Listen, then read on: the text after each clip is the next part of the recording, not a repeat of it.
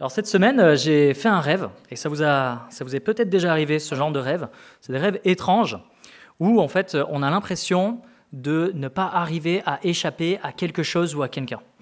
Dans ce rêve, on veut fuir, mais on se retrouve comme alourdi, comme embourbé dans quelque chose, comme si nos jambes étaient dans l'eau ou enfoncées dans du sable. On sent l'angoisse monter, on voit la menace arriver, mais pourtant impossible de fuir. Et puis à un moment, on se réveille, on a le cœur qui bat, mais ça va, on est rassuré, c'était qu'un rêve. Tout va bien. Il paraît que ce genre de rêve est universel. On peut en faire un peu partout sur la Terre, et les psychologues, je ne sais pas ce que ça vaut, mais disent que ça montre que dans notre quotidien, on fuit peut-être quelque chose. Alors, je vous rassure, je n'avais pas l'impression de fuir quelque chose cette semaine-là, mais pourtant j'ai eu ce rêve. Et ça m'a fait penser au texte de cette semaine. C'est peut-être ça qui m'a fait évoquer, qui m'a fait arriver ce rêve. C'est le texte de ce matin, c'est un prophète qui essaye de fuir. Non pas un cauchemar, non pas une menace imaginaire, un prophète qui essaye de fuir Dieu. Il essaye de fuir Dieu. Je parle évidemment, pour ceux qui connaissent la Bible, ce texte, je parle du prophète Jonas. Ce texte est très connu et il me semble que c'est l'un des textes, il me semble qu'on n'a pas prêché ce texte depuis ces dernières années. C'est pour ça que je me suis dit que c'était un bon livre à prêcher pour cet été. Et peut-être je continuerai s'il n'y a pas de prédications qui sont imposées durant l'année qui vient. Alors, ce texte est court et il est très connu. Il est très facile à lire et il nous mène dans des péripéties où un prophète va chercher à fuir Dieu. Et je me souviens que c'était un des premiers livres que j'ai lus de l'Ancien Testament. Je me souviens que je lisais ce livre avec Magali pour la première fois et j'ai ce souvenir que c'était impossible de s'arrêter. Je ne sais pas si vous vous souvenez de la première fois où vous l'avez lu, mais dès qu'on commence le premier chapitre, on se dit mais où est-ce que ça va nous mener cette histoire ? L'histoire raconte donc un prophète qui fuit Dieu et qui finalement va obéir à Dieu en donnant le message que Dieu lui avait demandé de dire, mais il va le dire à contre-cœur. Ce récit est surprenant par l'attitude du prophète, mais aussi les événements qui vont se produire. Il est unique en ce sens. Alors je vous propose de lire le premier chapitre, Jonas chapitre 1. Jonas chapitre 1, c'est un des livres de l'Ancien Testament, la fin de l'Ancien Testament parmi les prophètes. Il se trouve entre Abdias et Michée, si vous le cherchez sur votre Bible. Et là encore, si je peux vous donner une autre indication, il est pile au milieu entre Daniel et Malachie, le dernier livre de l'Ancien Testament. Il va s'afficher en version Summer 2015. Et voici ce qu'il dit en Jonas chapitre 1, verset 1. « L'Éternel adressa la parole à Jonas, fils d'Amittai, en ces termes. « Mets-toi en route, va à Ninive, la grande ville, et proclame des menaces contre ses habitants, car l'écho de leur méchanceté est parvenu jusqu'à moi. » Jonas se mit en route pour s'enfuir à Tarsis, loin de la présence de Dieu. Il descendit au port de Jaffa, où il trouva un navire en partance pour Tarsis. Il paya le prix de la traversée et descendit dans le bateau pour aller avec l'équipage à Tarsis, loin de la présence de l'Éternel. Mais l'Éternel fit souffler un grand vent sur la mer et déchaîna une si grande tempête que le navire menaçait de se briser. Les marins furent saisis de crainte et chacun se mit à implorer son Dieu. Puis ils jetèrent la cargaison par-dessus bord pour alléger le navire. Quant à Jonas, il était descendu dans la cale du bateau. Il s'était couché et dormait profondément. Le capitaine s'approcha de lui et l'interpella. « Eh quoi ? Tu dors ? Mets-toi debout et prie ton Dieu. Peut-être que Dieu se souciera-t-il de nous et nous ne périrons pas. » Pendant ce temps, les matelots se dirent entre eux. « Allons, tirons au sort pour savoir qui nous attire ce malheur. » Ils tirèrent donc au sort et Jonas fut désigné. Alors ils lui demandèrent « Fais-nous savoir d'où viens-tu, pardon. » Donc ils lui demandèrent, verset 8, « Fais-nous savoir de qui nous attire ce malheur. Quelles sont tes occupations? D'où viens-tu? De quel pays? Et de quel peuple es-tu » Jonas leur répondit, « Je suis hébreu et je crains l'Éternel, le Dieu du ciel qui a fait la mer et la terre. » Il leur apprit qu'ils fuyaient loin de la présence de l'Éternel. Aussi ces hommes furent-ils saisis d'une grande crainte et lui dirent, « Pourquoi as-tu fait cela ?» Comme la mer se démontait de plus en plus, ils lui demandèrent, « Que te ferons-nous pour que la mer se calme et cesse de nous être contraire ?» Il leur répondit, « Prenez-moi et jetez-moi à la mer, et la mer se calmera. Car je sais bien que c'est à cause de moi que cette grande tempête s'est déchaînée contre vous. » Ces hommes se mirent d'abord à ramer de toute leur force pour regagner la côte, mais ils n'y parvinrent pas, car la mer se déchaînait toujours plus contre eux. Alors ils crièrent à l'Éternel et dirent « Ô Éternel, nous t'en supplions, ne nous fais pas périr à cause de cet homme, et ne nous tiens pas responsables de la mort d'un innocent. Car toi, ô Éternel, tu as fait ce que tu as voulu. » Puis ils prirent Jonas et le jetèrent par-dessus bord. Aussitôt, la mer en furie se calma. Alors l'équipage fut saisi d'une grande crainte envers l'Éternel. Ils lui offrirent un sacrifice et s'engagèrent envers lui par des vœux. Fin de notre chapitre. Voici la parole de Dieu que nous allons voir ce matin, étudier. Ce qu'il faut retenir ce matin, c'est que la grâce de Dieu va plus loin que notre désobéissance. La grâce de Dieu va plus loin que notre désobéissance. Et je vous propose d'avoir ce temps de prédication en 3 points. Premièrement, on voit que Dieu appelle, mais que Jonas fuit. Ensuite, on voit Jonas qui embarque et Dieu qui le rattrape. Et troisièmement, nous allons voir que Dieu est inévitable. Cependant, parfois, nous le fuyons. Je vous propose ce premier point. Dieu appelle, mais Jonas fuit. Alors, qui est ce prophète ? Le prophète Jonas, qui est-il ? Nous avons peu d'informations sur son contexte, sur son origine, mais on le voit apparaître dans un autre passage de la Bible. Je ne sais pas si vous le saviez ça. Il apparaît dans 2 Rois. 2 Rois, et il va être mentionné en quelques versets, que je vais vous lire dans 2 Rois, chapitre 14, versets 23 à 27. Verset 23, « Jéroboam, fils de Joas, devint roi d'Israël à Samarie. Il régna 41 ans. Il fit ce que l'Éternel considéra comme mal. Il ne renonça à aucun des péchés dans lesquels Jéroboam, fils de Nébat, avait entraîné le peuple d'Israël. C'est lui qui reconquit tous les territoires qui avaient appartenu à Israël depuis l'Ébot-Hamath jusqu'à la mer Morte. Ainsi s'accomplit ce que l'Éternel, le Dieu d'Israël, avait annoncé par l'intermédiaire de son serviteur, le prophète Jonas, fils d'Amittai de Gath-Hépher. Car l'Éternel avait vu l'extrême misère dans laquelle Israël était tombé. » Voilà, on voit le prophète Jonas qui servait du temps de Jéroboam II, le deuxième du nom, qui était un mauvais roi, qui a fait de très mauvaises choses. Mais pourtant, ce roi-là, par la prophétie de Jonas, eh bien, avait reconquis une partie de Israël, il avait reconquis une partie du territoire. C'était un mauvais roi, mais pourtant, eh bien, il avait un génie militaire, il avait eu des victoires militaires par l'intermédiaire de Dieu, parce que Dieu l'avait annoncé au travers de Jonas. Ok, ça c'est Jonas. Et il est invité à aller où ? À Ninive. Ninive, c'est la capitale des Assyriens, la puissance de l'époque numéro 1 du Proche-Orient. Leur capitale, donc Ninive, était une ville immense, où il semblerait plusieurs jours pour la traverser à la marche. Ce peuple était connu pour sa soif de conquête et sa brutalité. Leur réputation faisait trembler les nations. Ils ne se contentaient pas de vaincre, ils cherchaient aussi à humilier et à terroriser. Les sources historiques montrent des pratiques atroces de ce peuple. On parle, d'écartèlement, on parle de décapitation et d'exposition des victimes aux portes de la ville, de dépeçage, de choses complètement horribles. C'est une stratégie assumée par ce peuple, de quoi ? De montrer qu'ils étaient plus forts, de dominer par la peur. Quand Dieu dit à Jonas, au verset 2, « Lève-toi, va à Ninive, la grande ville, et crie contre elle, car l'écho de sa méchanceté est monté jusqu'à moi », ce n'est pas une exagération. La méchanceté de Ninive est réelle, profonde, reconnue même par Dieu. Et ce n'est même pas une menace lointaine pour Israël.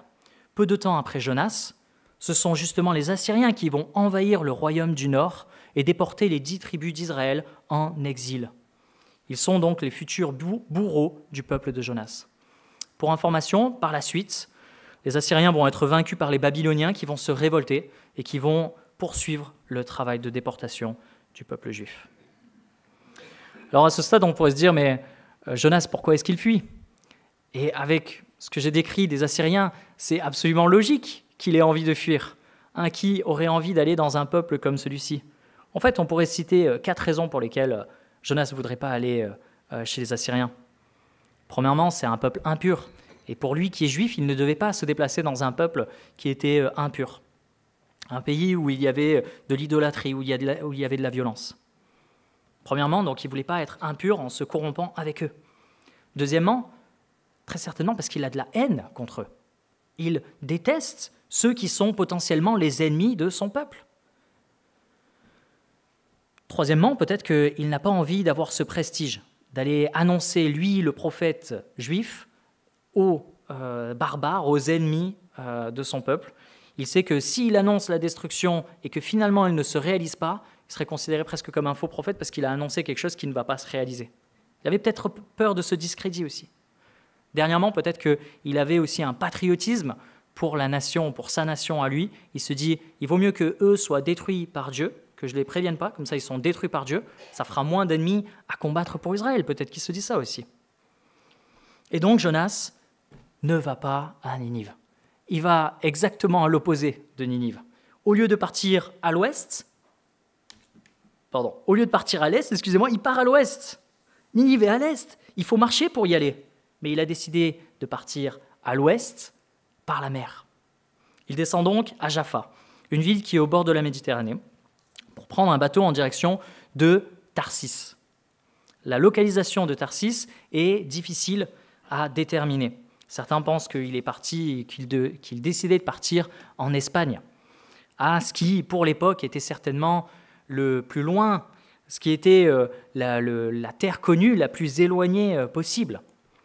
En fait, Jonas, ce qu'il cherche à ce moment-là, c'est qu'il cherche à s'éloigner le plus possible et il ne veut pas obéir. Ça vous est peut-être arrivé de regarder un film comme ça où c'est un film de braquage. Et à un moment, les braqueurs arrivent à sortir de la banque avec l'argent, ils prennent un taxi incognito et ils disent au taxi, donc le taxi, ils rentrent dans le taxi et le taxi leur dit « Vous voulez aller où ?» Et le braqueur dit « Le plus loin possible !» Pourquoi ? Parce qu'il ne faut pas rester à côté de là où on a volé. Donc le plus loin possible. Imaginez le critère de Jonas. Il va au port et il dit « J'aimerais aller le plus loin possible. » Mais où ça, le plus loin possible ? Le plus loin possible. Ok, voici un billet pour Tarsis. C'est le plus loin possible, Tarsis. Il ne pouvait pas aller plus loin.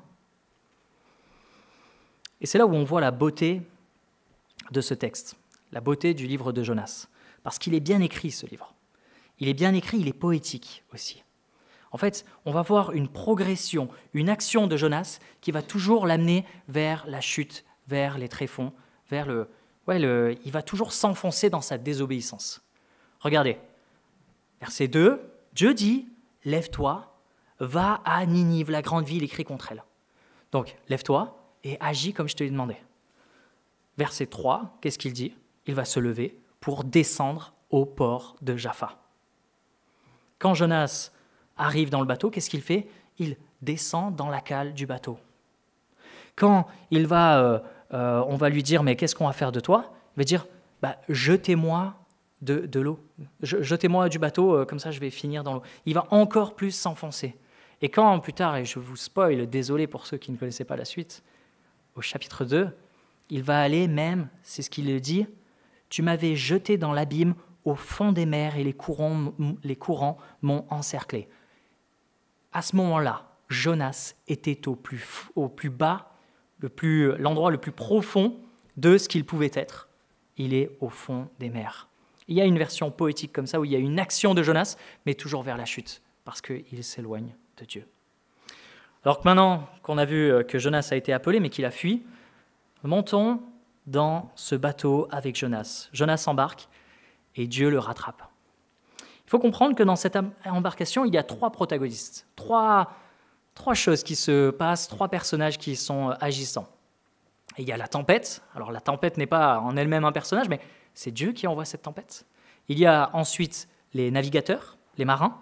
Et puis, troisièmement, il y a bien sûr le prophète Jonas. Premièrement, la tempête. Comme je vous ai dit, la tempête n'est pas un personnage, mais ici, ce n'est pas une tempête accidentelle, c'est une tempête qui a été soufflée par l'action de Dieu. Verset 4. Mais l'Éternel fit souffler un grand vent sur la mer et déchaîna une si grande tempête que le navire menaçait de se briser. C'est une tempête tellement effrayante que les navigateurs, eux qui sont habitués de nager sur ces mers-là, en tout cas on peut l'imaginer, vont craindre de mourir. Et ce n'est pas le seul passage où Dieu montre qu'il agit sur la météo. À plusieurs moments, on peut voir Dieu agir sur les éléments. On pense notamment au déluge avec Noé, on peut penser au mont Sinaï, avec cet orage comme ça en haut du mont Sinaï, et on peut penser à Jésus qui était aussi dans la tempête avec ses disciples et qui va calmer cette tempête sur le lac de Génézareth. Dieu a comme ça une palette d'outils pour que s'accomplisse son plan. Nous le voyons ici dans ce livre de façon très manifeste, où Dieu est au contrôle de sa création pour faire accomplir son plan. Réfléchissez-y pour ceux qui connaissent ce livre. Dieu ici utilise une tempête, mais plus tard il va utiliser un grand poisson. Il va utiliser un ricin, une plante. Il va utiliser ensuite un ver, un insecte qui va manger cette plante. Et puis, il va aussi utiliser un vent d'est brûlant pour réveiller Jonas. Tout ceci, Dieu le fait afin de faire comprendre à ses créations que rien n'échappe à Dieu. Dieu est le Dieu d'Israël, Dieu est le Dieu de Jonas, Dieu est le Dieu de toutes choses. Très bien, donc nous avons vu la tempête, voyons maintenant les navigateurs. Israël n'est pas un peuple lui-même qui est très familier de la navigation. Il savait pêcher, mais il n'aimait pas particulièrement aller plus loin. Il y avait comme une crainte comme ça des océans. Mais il y avait déjà à cette époque un commerce qui était développé sur la Méditerranée. Ces hommes qui sont les navigateurs, les marins ici, ne connaissent certainement pas Dieu, puisqu'on le voit, ils vont prier leur Dieu, ils vont avoir des idoles. Donc voilà, ils sont loin de Dieu de base, mais progressivement, on va les voir se diriger vers Dieu. Premièrement, dans cette situation, dans cette tempête, qu'est-ce qu'ils font? Ils prient chacun leur Dieu. Deuxièmement, ils vont jeter les cargaisons, mettant leur survie au-dessus de leur profit. Ils se disent, ok, on ne gagnera rien cette fois-ci, mais on ne peut pas mourir avec notre cargaison. Troisièmement, le capitaine va interpeller aussi Jonas qui est en train de dormir et va lui dire « Lève-toi, prie ton Dieu » et peut-être qu'il va répondre. Et c'est ironique puisque c'est l'appel initial de Dieu « Lève-toi, prie ton Dieu ». C'est drôle que le capitaine ait cette pensée-là à ce moment-là, c'est presque ironique. Ensuite, les marins vont essayer de comprendre ce qui se passe, de discerner quelle est la cause du mal. Ils vont tirer au sort, et ça se faisait ça à l'époque, de tirer au sort, et Dieu pouvait se révéler dans le sort comme ça qui était jeté. Et là, ça va tomber juste, c'est la faute de Jonas. Ils craignent l'Éternel quand ils vont apprendre que Jonas croit, donc est hébreu et croit en le Dieu qui a créé la terre, la mer et le ciel. Ils vont ensuite se plaindre auprès de Jonas en lui disant « Mais quoi? Tu crois que Dieu a créé toutes choses, y compris la mer, et tu fuis où? Sur la mer. » Mauvaise idée. Et puis finalement, une fois que Jonas va leur révéler qu'il faut le jeter à l'eau, ils vont prier, ils vont essayer de ramer, de lutter, de tout faire pour qu'ils ne le jettent pas. Mais finalement, ils vont le jeter. Et quand ils vont le jeter à l'eau et que la mer en furie va se calmer, eh bien, ils vont être remplis de reconnaissance envers ce Dieu, le Dieu créateur qui les a pardonnés, qui a accompli ce miracle. Toutes ces actions montrent qu'ils avaient une énergie du désespoir, celle où on fait plein de choses pour éviter la mort. Ces hommes passent de la crainte de mourir à la crainte de Dieu. Ils découvrent à travers le chaos la réalité d'un Dieu vivant qui écoute et qui sauve. Dieu, dans sa grâce, commence déjà dans le chapitre 1 à sauver. Là, il n'a pas encore sauvé les Assyriens, les gens de Ninive. Non, il a sauvé les gens qui étaient sur ce bateau. Il a sauvé les marins, puisque Dieu s'est révélé à ces personnes et il est dit qu'ils vont s'engager par des vœux envers ce Dieu-là. Puis, dernièrement, le dernier personnage qu'on a dans cette embarcation, c'est le prophète Jonas. Alors, que fait Jonas pendant ce temps? Jonas, c'est décevant dans cette histoire. Parce que pendant que la tempête fait rage, lui, il dort. Et ce n'est pas un simple sommeil physique. À ce moment-là, Jonas a une forme d'indifférence. Il est indifférent à la situation, indifférent à la détresse des uns et des autres. Et quand il se réveille, pourtant, il Il répond avec exactitude. Il dit, voilà, moi je suis hébreu, je crois en Dieu, je sais que c'est lui qui a créé toutes choses. On peut dire qu'il a les bons mots, mais que sa vie contredit son message. Il est, comme Désim l'a partagé un livre, il est, vous savez, ces chrétiens athées. Ces personnes qui vivent comme des chrétiens, qui ont la morale peut-être d'un chrétien, mais qui par leur vie, démontrent que non, ils ne sont pas réellement à Christ.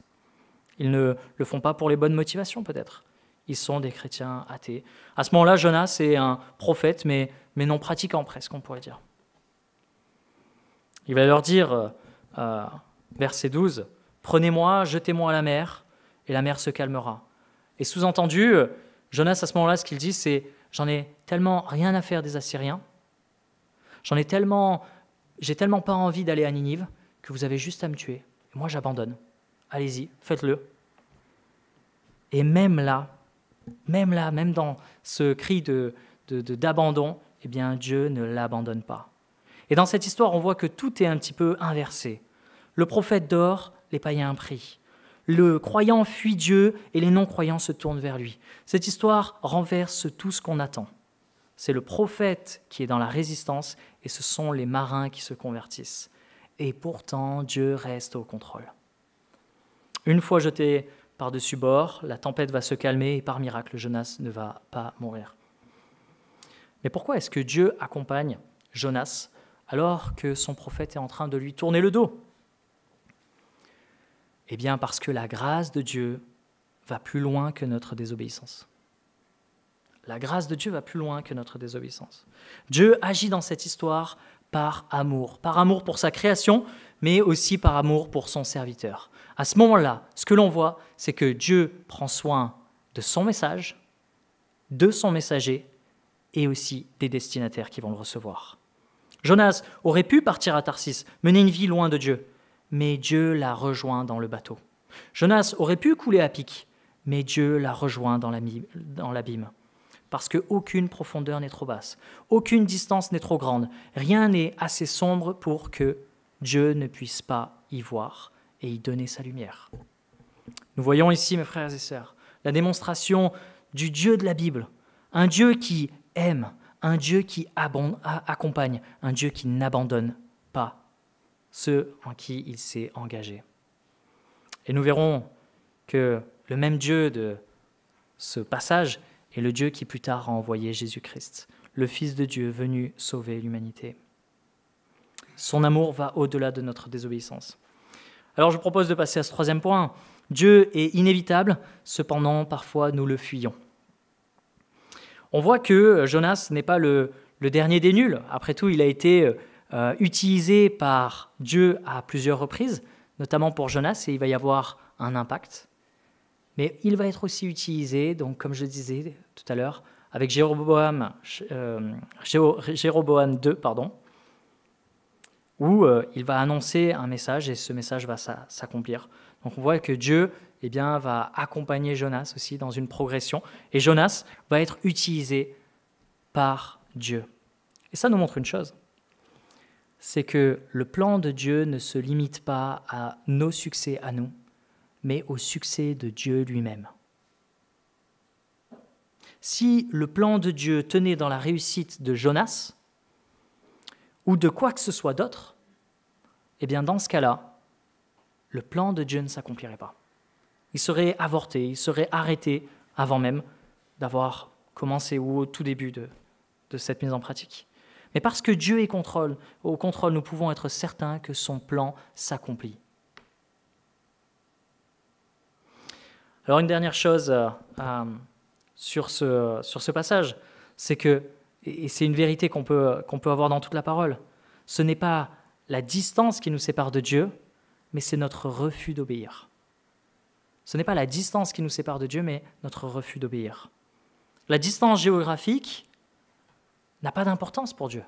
Dieu est partout, il sait tout, il est puissant sur toute chose, ainsi ce n'est pas la distance qui nous éloignera de Dieu. Non, ce qui nous éloigne de Dieu, c'est notre propre péché, c'est notre refus de lui obéir. Alors je propose sur 2 points en quoi est-ce qu'on refuse d'obéir à Dieu. Premièrement, on peut désobéir à Dieu dans notre volonté de le suivre pour notre vie. Et peut-être que c'est la première fois que tu viens à l'église. C'est peut-être la première fois que tu entends le message de la Bible. C'est la première fois que tu entends ces mots. Eh bien, sache, mon ami, que Dieu ne veut pas t'éloigner de sa présence. Dieu veut au contraire se rapprocher de toi. Il veut cela parce qu'il t'a créé et parce qu'il t'aime. C'est pour cela qu'il a envoyé Jésus-Christ, pour que tu sois pardonné par son œuvre à la croix. Si Dieu a envoyé la tempête pour parler à Jonas, il a aussi envoyé son Fils, lui-même sur terre, pour te parler. Ce Jésus a parfaitement vécu comme Dieu voulait qu'il vive. Il a dit ce que seul Dieu pouvait dire. Il a fait ce que seul Dieu pouvait faire. En somme, c'est Dieu. Christ est Dieu. Et il est venu avec ce message, notamment en Luc chapitre 5, versets 31 à 32. Ce ne sont pas les gens qui sont en bonne santé qui ont besoin de médecins, mais les malades. Je ne suis pas venu appeler à changer ceux qui se croient justes, mais ceux qui se reconnaissent pécheurs. Dans un autre passage un peu plus loin dans l'évangile de Luc, Jésus va s'adresser à Zachée. Zachée, cet homme qui était malhonnête, qui était envieux. Et Jésus va dire, parce que à ce moment-là, Zachée va se convertir, va comprendre qui est Christ et combien est-ce qu'il est important de le suivre. À ce moment-là, il va dire, car le Fils de l'homme est venu chercher et sauver ceux qui étaient perdus. Et Jésus est venu sauver ce Zachée qui était malhonnête, envieux, désintéressé de Dieu. Il va le sauver. Et pour reprendre les mots tout à l'heure qu'a dit Marc-Henri, Jésus ne rejette pas. Il ne rejette pas. Et Jésus dit à chacun, je ne te rejette pas. Alors, mon ami, ne fuis pas loin de peur que Dieu se fâche, qu'il mette en avant ce qui ne va pas dans ta vie. Dieu ne veut pas te mettre à part, mais il veut que tu vives pour lui, que tu le suives sa volonté, non par contrainte, mais par reconnaissance dans le fait qu'il a tout accompli et qu'il te montre encore aujourd'hui son amour. Deuxièmement, dans la chose où parfois nous fuyons Dieu, c'est dans notre recherche de la sanctification. Vous savez, cette marche chrétienne, cette marche dans laquelle nous avançons vers Christ davantage à la ressemblance de Christ. Parfois, nous chrétiens, nous fuyons Dieu. On voit que le chemin de la sanctification est difficile, qu'il est long, qu'il est parfois pénible.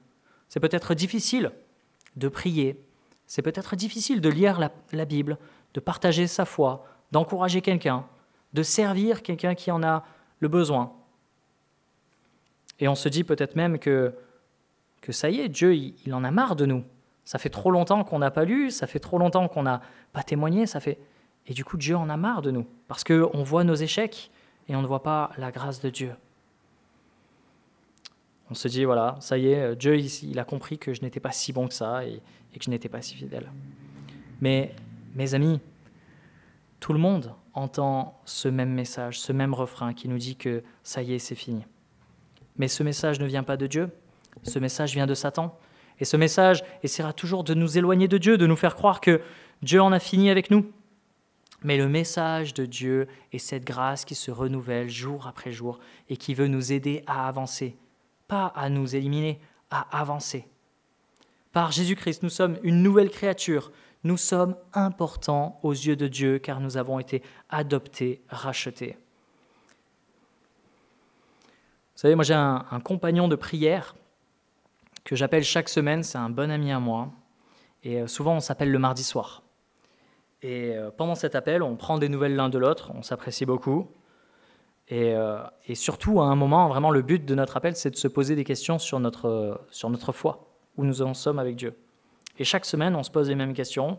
Est-ce que tu as eu une bonne semaine spirituellement? Est-ce que tu as eu un bon comportement? Au niveau de la pureté, est-ce que ça va? Est-ce que ton témoignage, est-ce que tu as pu témoigner de Christ?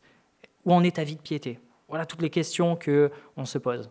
Et je confesse qu'il y a certains mardis où j'aimerais ne pas avoir cet appel, parce que je n'aimerais pas être confronté à ce collègue qui, même sans jugement, va juste me poser des questions et va prier pour moi. Des fois, j'aimerais ne pas être le mardi soir.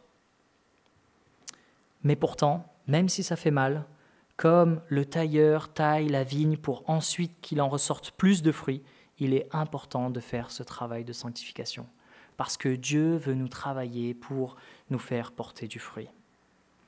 Alors, mes amis, ne perdons pas courage, ne fuyons pas notre marche vers Christ, mais tournons-nous vers lui et laissons-le agir. Dernière question, quel est notre Tarsis? Quel est notre Tarsis aujourd'hui? Quel est le lieu, le sentiment, la chose que je fais pour me réfugier loin de Dieu? Est-ce que j'y arrive? Vous savez, le problème avec Dieu, c'est qu'il est très bon au jeu du cache-cache.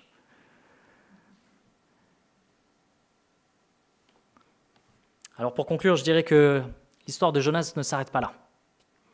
Il a été jeté dans l'eau, ok. La tempête s'est arrêtée, tant mieux. Mais Dieu n'en a pas fini avec ce Jonas qui actuellement est dans l'eau. Alors, oui, l'histoire de Jonas est assez folle, celle d'un prophète qui tente de fuir la volonté de Dieu, mais Dieu le rattrape. Dieu le rattrape parce que Dieu va au-delà, la grâce de Dieu va au-delà de notre désobéissance. Restons convaincus de cette chose, c'est que Dieu prend soin de ses enfants et qu'il nous ramènera toujours à lui, parce que Dieu nous aime.